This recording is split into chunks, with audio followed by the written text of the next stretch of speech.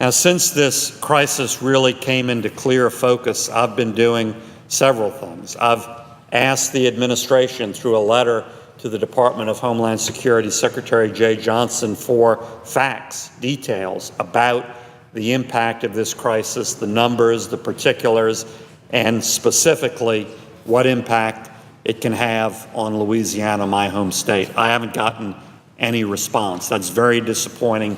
I'm asking publicly again to a detailed response to those legitimate, straightforward questions.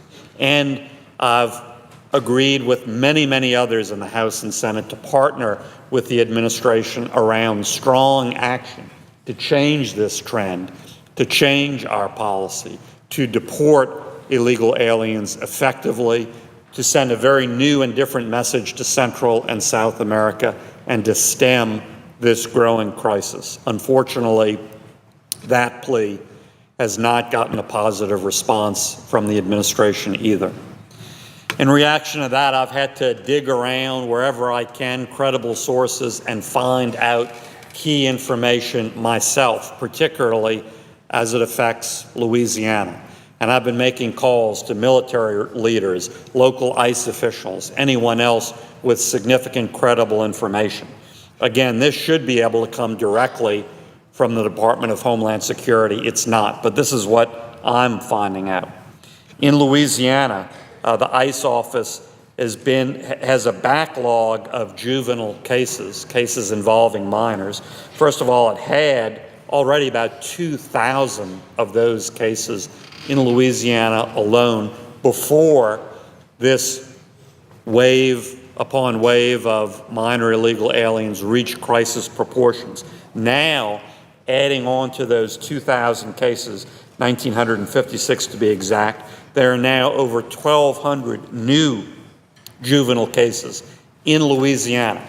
These are unaccompanied children coming into the country illegally and then being brought into Louisiana, in most cases turned over to the custody of a family member or a sponsor. And many of these family members are themselves illegal. Now, we're not a border state. We're not Texas. We're not Arizona or New Mexico. We're not one of the states most affected, and yet even Louisiana has this significant impact. Very, very troubling numbers. I talked to folks at the Hirsch Coliseum, that's in Shreveport, found out that the International Association of Fairs and Expositions, that's a trade association for their sorts of facilities around the country, was contacted by the Department of Homeland Security about locating mass space for housing of illegal alien UACs. The Hirsch Coliseum in particular in Shreveport was contacted to see if they could be part of that, and they said they couldn't. That was not practical at all, but that inquiry was made. On the military side, I talked to leadership at Fort Polk.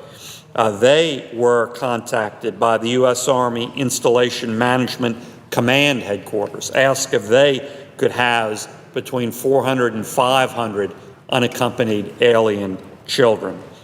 They said they couldn't for very compelling practical reasons at Fort Polk. Barksdale Air Force Base in Shreveport, they were asked via the Air Force Global Strike Command and the Department of Defense if they had capacity for this same mass housing operation.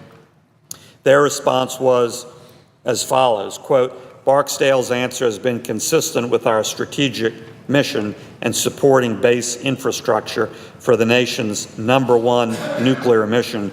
We would not support or participate, close quote. But it's significant those inquiries were actively made. Belle Chase Naval Air Station in New Orleans, they were contacted again on behalf of the Department of Homeland Security about their capacity for this same sort of thing twice.